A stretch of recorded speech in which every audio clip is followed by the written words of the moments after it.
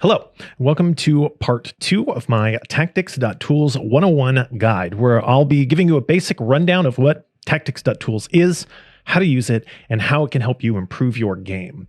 If you haven't caught part 1 already, I highly recommend that you go check it out before jumping into part 2.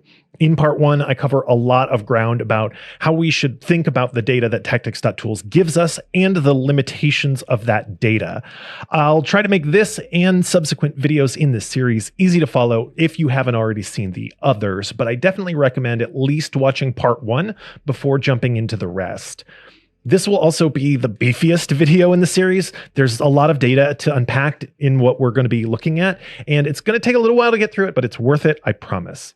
If you haven't already, please subscribe to the channel, like this video, go and watch the rest of my videos, drop a comment. I'll ask you to drop comments about all sorts of stuff. It really helps a small channel like mine with engagement and getting more people to watch it, and it is really appreciated. So if you have already, thank you, and if you haven't already, thank you because you're gonna. All right, let's get into it. The second tab in the stats dropdown is units, and that's what we're going to be focusing on in this video. If we open the units page, we're immediately inundated with a lot of information. First and foremost, we can see that every unit in the game is listed here with items and a few numbers attached to them. The default view is grid view. It's sorted first by the cost of each unit and then subsequently sorted alphabetically. We also see a list view, and that's going to show us a different way of looking at the information that we'll kind of swing back around to later. For starters, we're going to stick to the grid view because that's what most people are going to see more often than not.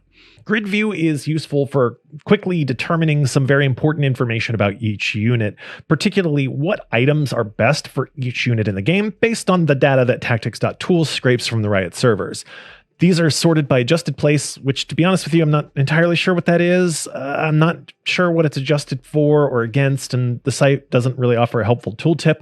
We'll talk a little bit more about what I think that is later. But in any case, this adjusted case appears to be the measurement that Tactics.Tools uses to recommend items. So we're going to assume that's the metric we want to focus on here.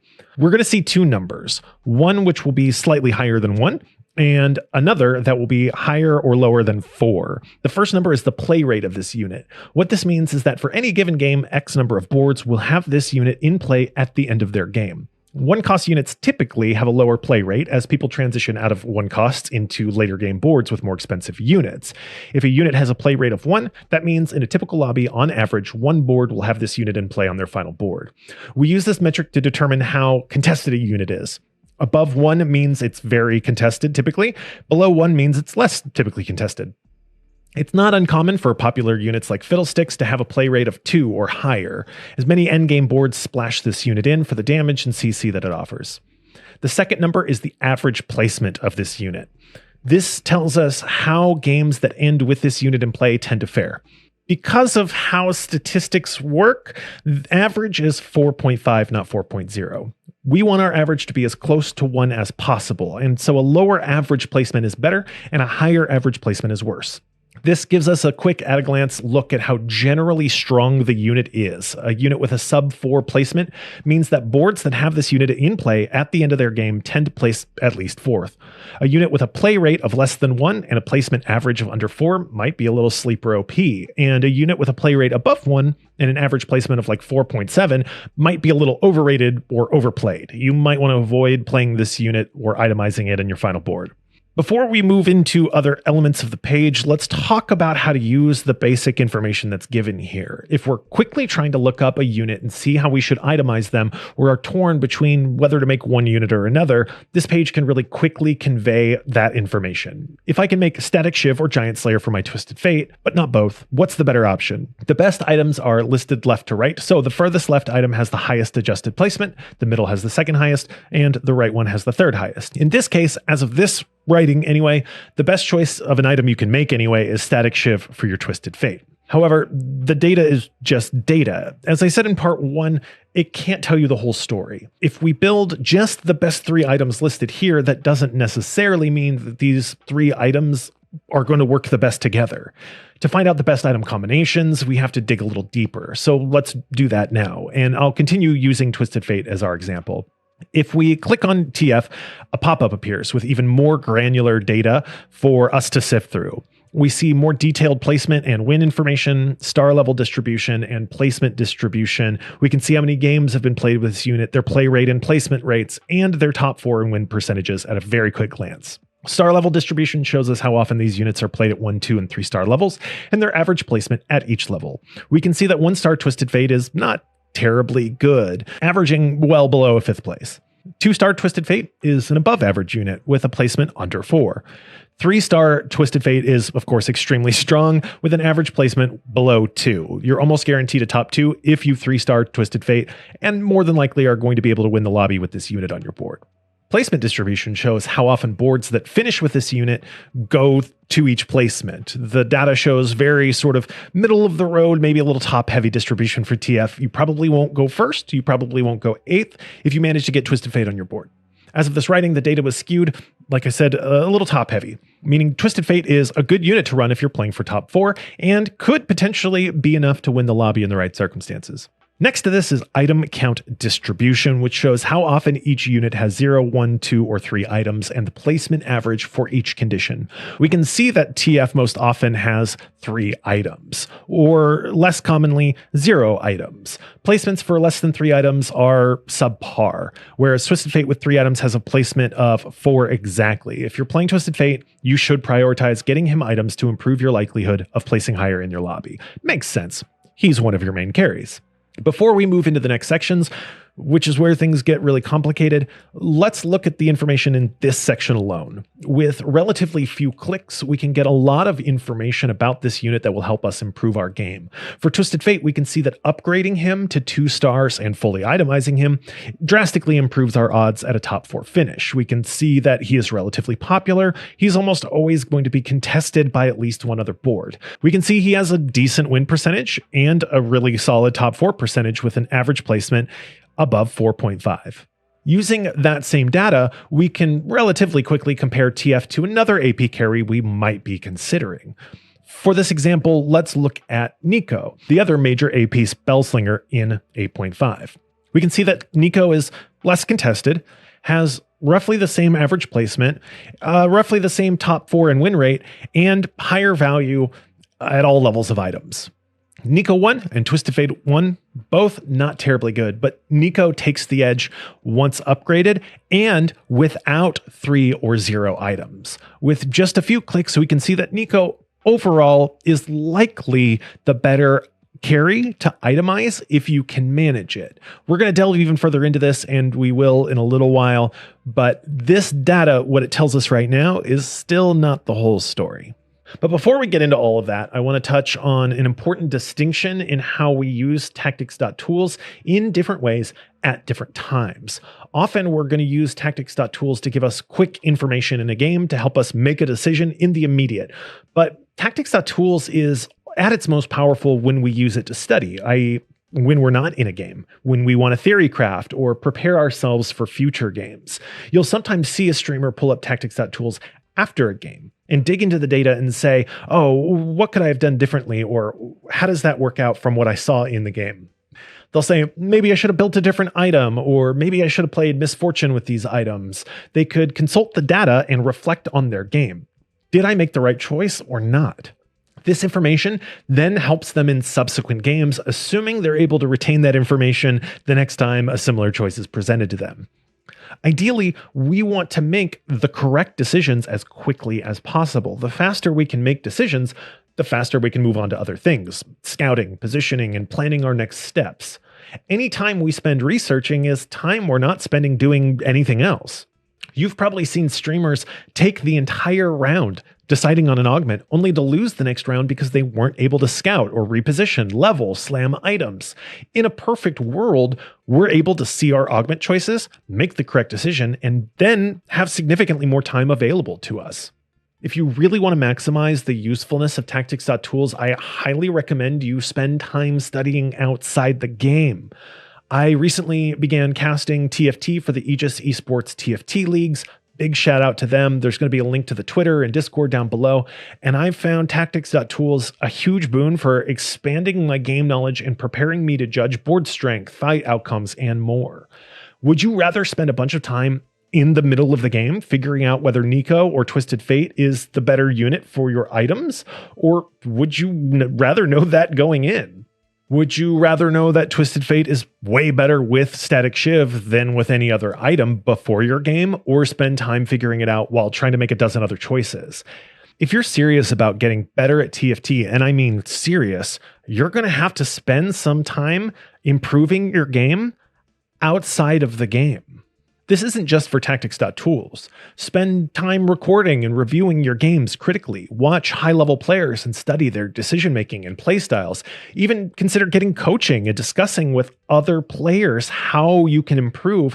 These are all great ways you can work outside of your game to improve when you do finally queue up. The remaining elements of this video are most useful in this capacity. Sifting through tons of information is not typically time well spent in-game, but can be an extremely useful way to spend your time when you're not playing. Hopefully by the end of this, you'll have an understanding of what you're looking at and how it can be useful in your study and how to apply that study in-game when the time comes. All right, let's stick with Twisted Fate and look at the next section of his page. Here you can see a number of options: items, pairs, item trios, all of this stuff, and various data points and sorting options. All of these sorting options are largely the same across various tabs, and we'll look at those first before we move into each individual tab. So the default page is items, and it contains play rate, adjusted place, top 4%, win percent, and synergies. Play rate is how often each item is built for that unit. Adjusted place is adjusted for something. Like I said, I don't really know, but Tactics.Tools seems to prefer it over raw placement, which is the average placement of this unit when holding this item. If I had to speculate, and I guess I do, I'd wager that it's play rate and games played versus average placement. Some items, such as Zhonya's, are extremely good but not buildable and skew the data somewhat. Static Shiv is buildable and able to be consistently built, so it's going to have a high priority compared to games with smaller sample sizes. Again, that's just my speculation. If anyone knows for sure, please feel free to enlighten all of us down in the comments. Top 4% is how often the unit top 4s when holding this item, and win percent is how often it wins. Synergies shows us other items that synergize well with this item and can help give us some direction when deciding on a second or third item to slam or build toward. If you already have Static Shiv and want to see what you might build towards next, this is a great resource to help you plan your game. Our next tab, Item Pairs, shows us similar information for items played together with the same data points provided. Item Trios the same, but 3 full items. This is where things start to get a little confusing. On TF's main page, it lists his best items as Shiv, Sure Shot Emblem, and Rageblade, but his Item Trios page shows his best items as Shiv, Rageblade, and Zhonya's Hourglass. So what gives? Well, if we glance at the items page, we can see that the best adjusted place for individual items are going to be that Rageblade, that Sure Shot, and Static Shiv. In general, if you're able to build any of these 3 items and put them on Twisted Fate, you're probably doing okay. However, the pairs and trios shows us what items work best together and what are most commonly built together for this unit. Maybe I have Shiv and Giant Slayer, but don't know what to go for to complete this build. If I go to Item Trios, I can see the best third item I can build involving these items. As of this writing, the best third buildable item is another Static Shiv based on adjusted placement. We might also consider making that Rageblade or Archangels, both of which have really great adjusted placements. If we really need to play for a top 4, we can sort by that and see our best option from this spot might be Edge of Night or Guardbreaker or even Spear of Sojin. If we're going for the win out, we can sort by win percent and see that our best bet here is going to be Spear of Sojin. There is a lot of variance in terms of that third item, and here's where the data sort of begins to fail us. Even though there are hundreds of thousands of games played with Twisted Fate, our play rates for each item trio are going to be extremely low because there are so many different ways to itemize any and all of our units, and we're not always going to be able to build 3 items for Twisted Fate. This is where our study and by extension intuition come into play. We know Twisted Fate is best with 3 items. And we know that there are some items that are really good for him. But essentially, what we need is Static Shiv, an AP damage item, and whatever we can slot in for that third thing. The third item is decidedly more flexible and dependent on the lobby and our immediate needs. Do we have hackers diving the backline, making it necessary for TF to be able to heal himself and stay alive? Are there a lot of Ox Force or Exiles or shield-based tanks in the lobby allowing us to amp TF's damage with Guard Breaker? Do we insta-pick Portable Forge if offered, knowing that Zhonya's has an extremely high placement rate on Twisted Fate? This is where and why studying this information outside of the game is useful. If we have tier bow rod at 2-1 and we're offered Portable Forge, we may immediately realize that we're in a perfect spot to play TF as our main carry later in the game. The amount of time it takes to learn this is more than we probably have in the moment, but simply having watched this video, you can now make a better decision from this spot than you might have if you didn't know this information. This is, of course, just the tip of the iceberg. When it comes to units and their items in the game, there are so many item combinations possible, so the more knowledge you have ahead of time, the better. Moving on to augments, we see some different metrics to sort by on top of the play rate, place, etc. We see at 2-1, at 3-2, and at 4-2, which gives us average placement depending on when the augment is offered. This can also help us in certain contexts. Let's say we took the earlier example. We have tier, bow, and rod at 2-1 and decide this is a great spot to play Twisted Fate. You're offered a gold augment selection. We'll say, for example, you're offered Second Wind, Makeshift Armor, and Triforce 2. If we sort by at 2-1, we can see the average placement and then search for each augment using Control F or just scrolling through the list. This allows us to see that for Twisted Fate, taking Second Wind leads to an average placement of 4.14. This is a very good augment to play with Twisted Fate. We can see that Makeshift has an average of 4.27, also quite above average. Triforce has an abysmal 4.94 placement and can be safely ignored. So from here, you have a little bit more information about what you might want to pick. Second Wind is going to empower your Ox Force units later in the game and is a very strong early game augment where healing is kind of OP, especially on your front line. Makeshift Armor does the same thing. You only have a few items. Most of your units are not going to have items on them, and it gives them effective HP, which is very powerful throughout the entire game. Also on your Ox Force frontliners who typically are not going to be itemized. Either one of these allows us to tank up our front line quite a bit more, allowing Twisted Fate to ramp up, throw out more cards, do more damage, kill more units, and hopefully go into a top 4 situation. To make this decision then comes down to what you think is best for your board. Since we have these offensive items, we are not going to be able to build an early tank item, meaning maybe Makeshift is going to be better for you. However, if you want to build tank items later, then you're sacrificing Makeshift value compared to Second Wind, which affects everybody on your board regardless of whether they're itemized or not. So it really kind of comes down to what you think is going to be best, depending on what's going on in the lobby. If you scout around and see a lot of people have already built anti-heal, maybe Second Wind isn't going to be as good for you because of that anti-healing capability, and you choose Makeshift. Maybe you see that everybody else has gotten offensive items and it's going to be a while before people build anti-heal, and Second Wind is going to give you more immediate tempo value. These kinds of decisions can't be made for you by the data. You have to be able to look around and determine what's going to be best for you.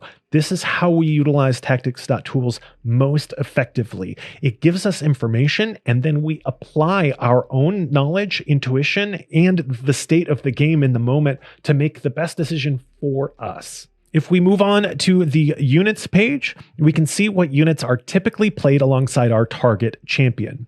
We have play rate, place, top 4, and top 1%. This can help us choose strong units to supplement our chosen unit, and can largely be used to see the bigger picture. Twisted Fate goes well with Ox Force. He slots well into Infiniteam and Spellslingers, all of which in some way or another empower his 3 traits. Ox Force has Fiora for Duelists, Infiniteam allows us to potentially duplicate TF and increase the damage on our board, and Spellslingers allow TF's damage to raise significantly. All 3 perfectly viable lines to play with Twisted Fate. Alternatively, Mascots, Renegades, Riftwalkers have no synergy or benefit to him and are rarely played alongside. This information may seem obvious, But when theory crafting, we can really start to analyze the data and see what the optimal line for Twisted Fate is. If we sort by place and compare units, we see Spellslinger synergy is important with units like Nico and Echo having higher placement average than Annie, Fiora, or Alistair. I know if I'm playing TF on 2-1 that Nico as a secondary carry and Echo to empower Nico are hugely important, maybe more important than those Oxforce units.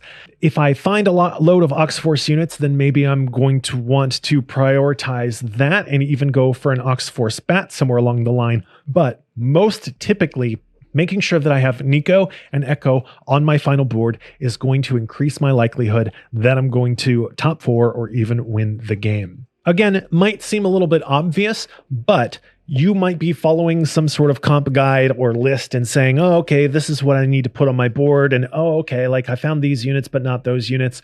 What it's telling us is that we need to be able to go level 8. We need to be able to find these 4-cost units. They are essential to our success. And it's not going to be good enough for us to sit, on 4 Ox, 1 Spellslinger, this sort of hodgepodge rolling down too far. You have to be able to go level 8 probably to hit these important units if you're going to top 4.